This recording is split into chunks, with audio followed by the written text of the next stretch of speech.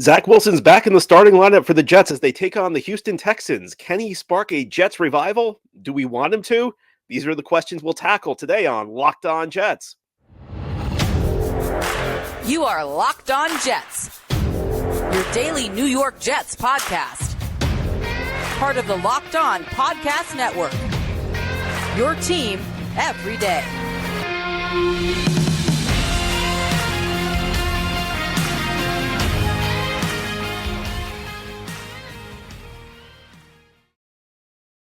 Welcome. This is the Locked On Jets podcast, part of the Locked On Podcast Network, your team every day. It's Friday, December 8th, 2023, and I'm your host, John B. from GangGreenNation.com. Thanking you so much for making the show your first listen or first watch every day. Subscribe to the show for free on YouTube or wherever you get your podcasts so you get new episodes as soon as they're posted. If you enjoy the show and are listening on a podcast source, give it a 5-star review. And if you're watching on YouTube and enjoy the show, give this episode a big thumbs up.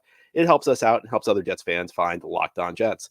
This episode is brought to you by DoorDash. A few minutes ago, I placed my own DoorDash order to get a great meal from Five Guys Burgers and Fries. It should be here before the show is over, so a big thank you to DoorDash for lunch today. Place your order today using promo code LOCKED23, and stay tuned later in this episode to hear more about our friends from DoorDash. Today we're going to break down this Week 14 matchup. The New York Jets host the Houston Texans Sunday at MetLife Stadium. Kickoff time, 1 p.m. Eastern on CBS. A rare 1 o'clock kickoff for the Jets, although I think they're going to become more common as we approach the end of the season, as the Jets have fallen out of the playoff race.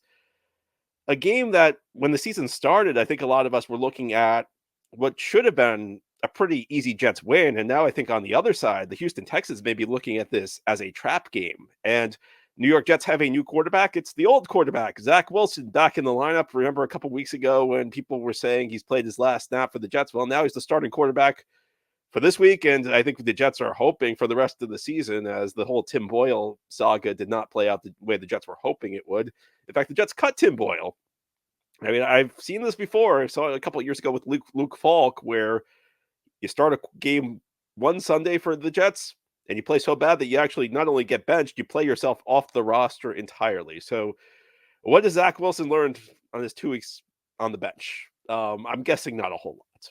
You know, we've been here before. We were here last year when the Jets benched Zach Wilson for a couple of weeks, and then he went back into the lineup. Now, last year it was not because the quarterback who replaced him was ineffective. It was because the quarterback who replaced him was injured. That was Mike White. This year it's because they don't really have another option. In fact, this whole situation, the way it's played out, to me, it suggests that the coaching staff is all out of ideas.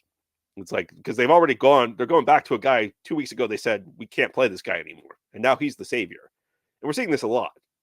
You know, we saw this with the offensive lineman, where the Jets were framing the return of Dwayne Brown was going to save the offensive line. Well, Dwayne Brown is now not even starting over Carter Warren. You know, the first couple of weeks of the season, everybody was saying Dwayne Brown can never play again. Then he was framed as the savior of the offensive line. Last week, Dalvin Cook gets increased touches. You hear the Jets coaching staff talking about how we need to get Dalvin Cook more involved in the game. This is, you know, not that long after they decided Dalvin Cook needs less touches because Dalvin Cook's then ineffective. You know, we're recycling ideas that have already failed. And that's the state of the New York Jets right now on a 5-game losing streak at 4-8. What can we hope for Zach Wilson? I guess the number one thing is, you know, sometimes a little bit of new blood can create a spark. You know, the Jets tried that with Tim Boyle. It did not work. Jets are now going to try it again with Zach Wilson. Maybe a couple weeks to clear his head. We can give him something. Look, this is not a long-term solution. I don't think Zach Wilson's going to play well the rest of the season. Maybe, though, fresh start for Zach Wilson invigorates him a little bit. Maybe he gets into an early rhythm. Maybe he gets the offense rolling. I guess that's the hope. I mean, there isn't really much to hope about right now with this team. The one thing I do hope is that Nathaniel Hackett's going to use this week to open the offense up. It's tough because the Jets can't really block, but I think that there's this perception among coaches that when you're less talented, you try and shorten the game, you try and play field position, you play very conservatively on offense. And sometimes this works against you because it's counterintuitive. You know, when you really think about it, if you're less talented than the opposition, that means you can't really depend on 7, 8, 9 play drives. It means you better strike quickly. It means you better make big plays. And the Jets are going to probably be shorthanded this week because it sounds like Breece Hall's injured. And, you know, it sounds like Breece may not play. And even if he does, he might be less than 100%. And, Brees has not produced a lot in the run game of late. He's been pretty good as a receiver when he catches the ball. He shows he's still explosive as a receiver, but this run blocking is just so bad that, like, Brees can't really generate a whole lot off it.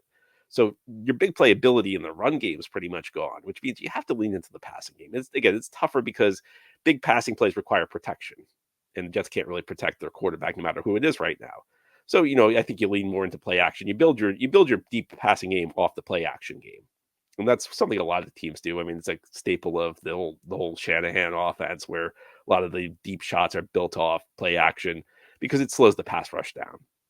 But I think they need to open it up. And I know it's very easy to say this. And, when the Jets have a struggling young quarterback, there's always this statement, take the training wheels off. You hear that phrase is inevitable whenever the Jets' young quarterback is struggling, because they say, well, let's see what he can do. He's not working well in the conservative offense. Let's see if they open it up. Well, frequently the reason the offense is playing so conservative is that the coaching staff is correctly judging that the young quarterback would be an interception machine if they opened up the offense. But in this case, I mean, what you're doing is not working.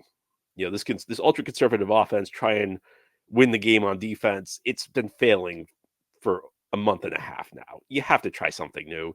This offense is not generating anything. I mean, can the offense get any worse? I know we keep saying that. I know they keep getting worse, but at some point it just ceases to matter whether the offense actually gets worse, because it's so bad. What you're getting from the offense is so little that, functionally speaking, you're going to lose no matter what. Even if the offense does play worse, if you're trying something new, at least you're trying to improve things.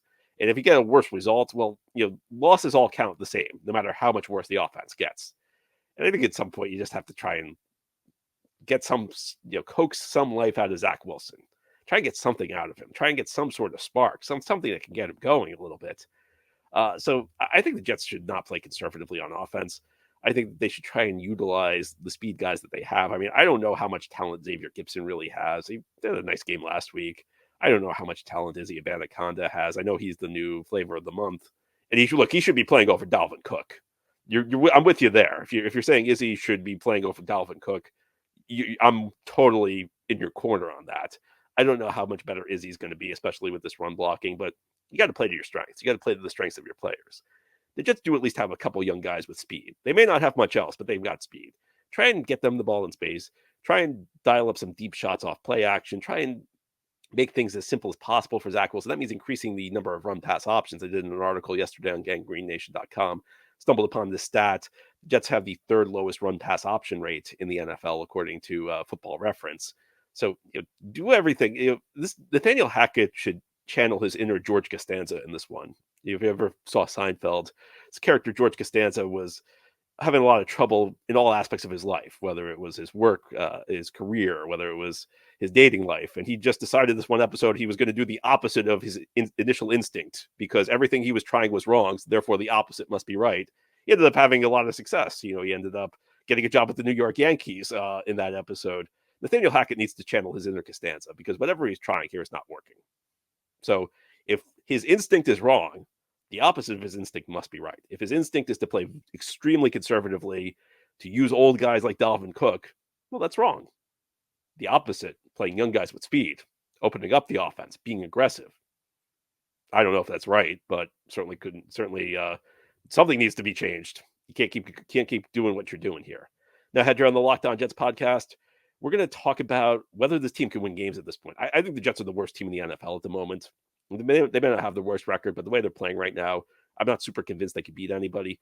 But if they can, I think there's a formula, and I'll tell you what it is as we continue this Friday edition of Locked On Jets. This episode is brought to you by DoorDash.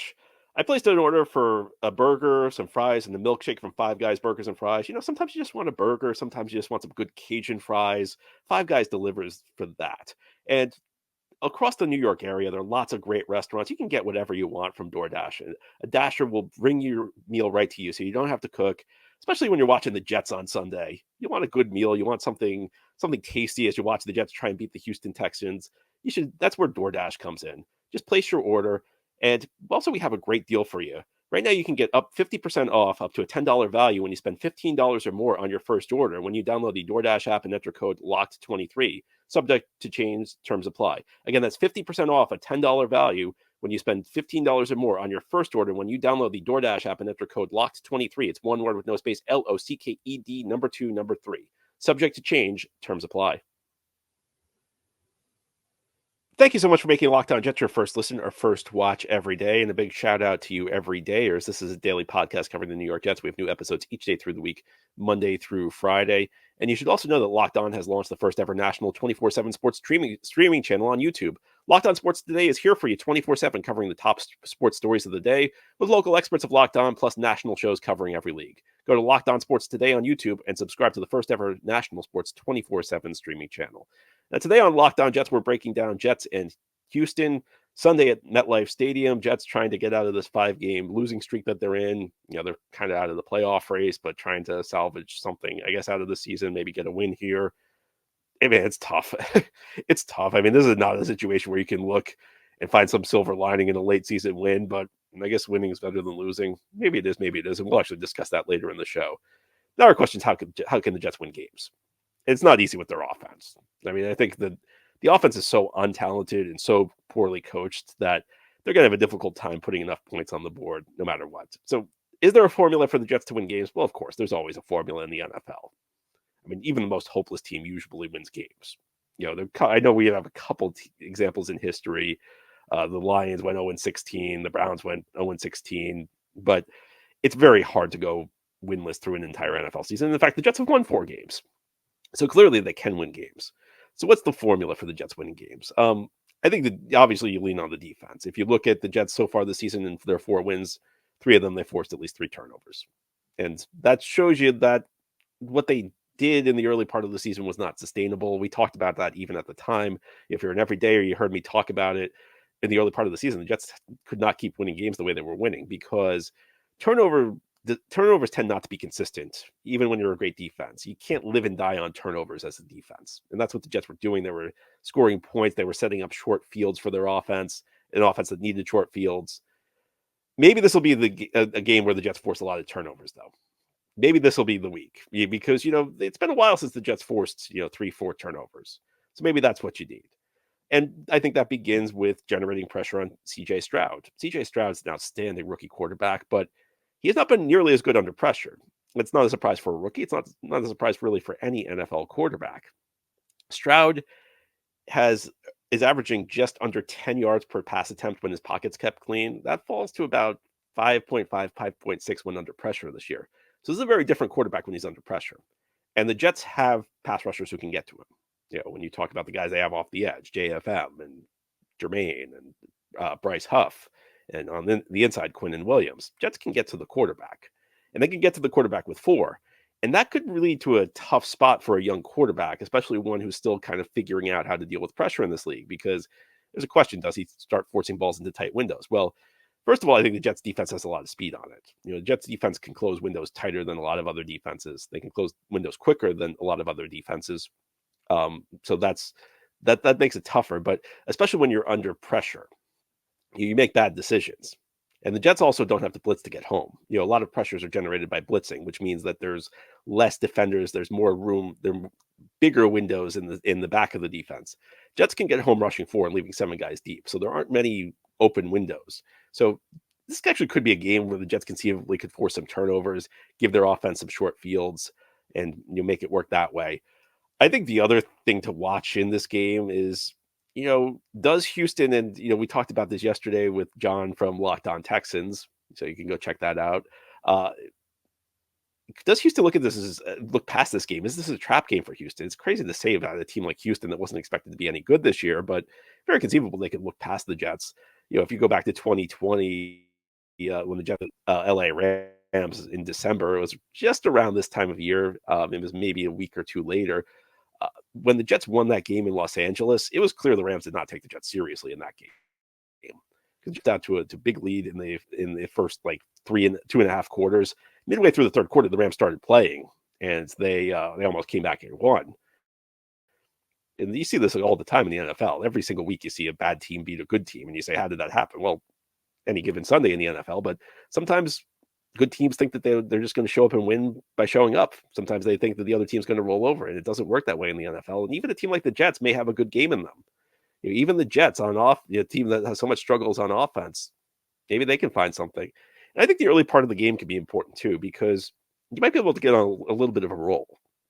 Sometimes confidence builds for a team within a game. Sometimes you may not feel that great about yourself going in, but you get an early break. Jets have had bad fumble luck this year. Maybe you recover an early fumble. Maybe Stroud is forced into an early mistake. Maybe the Jets jump ahead, and these things start to snowball. That's not inconceivable. There are ways for the Jets to win games at this point. I think that it's very difficult. I think if these teams both play their A game, Houston's probably going to win. And I think that's true of most teams right now when they play the Jets. I'm not sure the Jets are maybe New England at the end of the year, maybe Washington at the end of the year. You could say if both teams play their A game, it's a toss-up. But I think if most teams, if they play their best football right now, they're going to beat the New York Jets the way the Jets look, because it's just not a talented enough team. But as always, it's not just about talent. Sometimes weird things happen within games. Sometimes sometimes it's just your day, and maybe it'll be the Jets' day on Sunday. Is that what we should root for, though? Because I think there is a case, and I hate to say it, in this time of year, it's always the debate when the Jets are out of the playoff race. Should we be rooting for wins or should we be rooting for losses? Oh man, I hate to say root for loss on Sunday, but ahead here on this Friday edition of Locked On Jets, I'm going to lay out the case that I think it might be better for the Jets to lose this game than to win, and I'll explain why, continuing this Friday edition of Locked On Jets. This episode of Locked On Jets is brought to you by PrizePicks. PrizePicks is the largest daily fantasy sports platform in North America. It's the easiest and most exciting way to play DFS. It's just you against the numbers. Instead of battling thousands of other players, including pros and sharks, you pick more or less than on 2 to 6 player stat projections and watch the winnings roll in. And with basketball season here, you can now make combo projections across football and basketball from the Specials League. This is a league created specifically for combo projections that include 2 or more players from different sports or leagues. So, for example, you can take LeBron and Travis Kelce at a 10.5 combo of 3-pointers made and receptions. And now PrizePicks offers a reboot policy so that your entries stay in play even if one of your players gets injured. For football and basketball games, if you have a player who exits the game in the first half and does not return in the second, that player is rebooted. And PrizePicks is the only daily fantasy sports platform with this injury insurance policy. Go to prizepicks.com/LockedOnNFL and use code LockedOnNFL for a first deposit match of up to $100. Again, go to prizepicks.com/LockedOnNFL and use code LockedOnNFL, LOCKEDON NFL, one word with no space, for a first deposit match of up to $100. Again, that's PrizePicks. This is the Locked On Jets podcast here on this Friday. We're previewing Jets and Texans Sunday, 1 o'clock, MetLife Stadium, 1 o'clock Eastern time. Of course, you're on the West Coast. It's a 10 a.m. kickoff. It's the early window, no matter where you are. Game will be shown on CBS. Big game for the Houston Texans, who are in the middle of the AFC playoff race. Not such a big game for the New York Jets, who are not. And at the beginning of the season, I think we thought the roles would be reversed. I think we figured Houston would be one of the teams out of the mix, and we figured this would be a big game for the Jets. It's not. It's a big game for the Texans, not the Jets. And that leads to the question. It's the age-old question this year when your team's out, this time of year when your team's out of the playoff race. Should you be rooting for your team to win, or should you be rooting for your team to lose? Look, I'm not here to tell you you should root against the Jets. I'm just going to lay out the case from what I think. And if you're a longtime listener, you know that I'm not a big proponent of tanking. I'm not a big believer that the higher draft pick necessarily makes that big of a difference. You can always point out specific cases where being like 1 or 2 or 3 picks higher made a legitimately big difference for the Jets. Back in 2008, they won a game the last week of the season against Kansas City, which took them out of the Matt Ryan sweepstakes. And if they got Matt Ryan that year, who knows how the rest of the last 15 years plays out. And of course, in 2020, when they beat the Rams and then they beat the Browns the next week and lost out on Trevor Lawrence, that got us Zach Wilson. So obviously, it can make a difference. I'm not here to say that there are 0 cases where having the lower pick makes a difference. But most of the time, it's not that big of a deal. In fact, even if you lose out on a great player, no matter where you pick in the first round in the NFL draft, there's a great player waiting for you. This is not the NBA where you have to have a really high pick to have a good shot at getting a great player. In the NFL, there's really good players available throughout the first round. So with that in mind, I'm usually not a proponent of tanking. I think to the extent it matters, it's nice to win games, nice to take pressure off everybody. It's nice to maybe build a little momentum going to the offseason, although that can be vastly overstated. In fact, sometimes when you win these late season games, these narratives pop up, where it's like a coaching staff that's going nowhere suddenly gets praised. Team didn't quit on them. congratulations, your team didn't quit on you. Like, what am I supposed to take from that? And I've been guilty of that in the past. I'm going to try and get away from praising coaching staffs for the team playing hard. That's the expectation. These guys are professionals. This is their job on the line. The film that they put out there is going to be used to judge them for the rest of their careers. No kidding, they're playing hard. And I guess that kind of leans into where I'm going with this. I don't know how much I trust the people running the Jets to make right decisions this offseason. I think and I know that changes need to be made. I think you probably realize that this current setup is not working. And that begins at the coaching staff. And I think that there's going to be a real temptation for Woody Johnson to try and excuse this season away by, well, we lost Aaron Rodgers. We would have been a Super Bowl team. We were at the top of the odds. In fact, you're already starting to see this in the Jets media. Some people are starting to put this out there. Well, the Jets were one of the Super Bowl favorites heading into the season. Yeah, but that was also with the best case scenario where people were thinking that the Becton-Brown combo and the offensive line was going to hold up. That was when people were trying to sell themselves on Allen Lazard being a functional number 2 receiver. I think we know now that this was not a team that was going to the Super Bowl. But there's going to be a temptation to do that. There's going to be a temptation to say, well, Hackett's offense was really designed for Aaron Rodgers. I think that phrase could be used a lot this offseason. And unless this entire season just falls completely apart, I think the Jets may be very tempted to go that route. And here's the other thing I'm looking at is normally I don't care if my draft picks a few selections higher, a few spots higher or lower. It usually does not make a big difference. But I'm a little worried what the Jets are going to do with this pick. Because if the Jets are going to go all in and trade it for Devontae Adams, I don't think that would be such a good decision. The higher the pick is, the less likely that's going to happen. Because the higher the pick is, if you want a receiver, you can just pick Marvin Harrison Jr. Or if the higher the pick is, it means the worse the team is. If the team was that bad, maybe we look at this and we say, you know what? We can't go down this path anymore. We can't be putting a ton of dead money on our future cap. Maybe that's, I think that the Jets will do everything in their power. And part of this goes back to my experience with Woody Johnson, because I've seen this before with the Johnson brothers. In 2019, Chris Johnson was in charge. The Jets had a big finish to their season. They won 6 of their last 8 games. It was used as a justification to keep Adam Gase. Well, the team's moving in the right direction. Well, it wasn't. And I think if you were following it closely, you saw that was a real mirage, but they kept him around. The end of 2013. That made Woody Johnson think that the Rex Ryan John Idzik combo was going somewhere. Jets won a couple of games at the end of the season.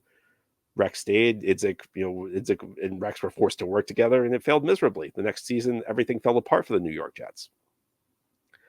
I really hate saying that the best thing for this team is to lose, but that's how I feel.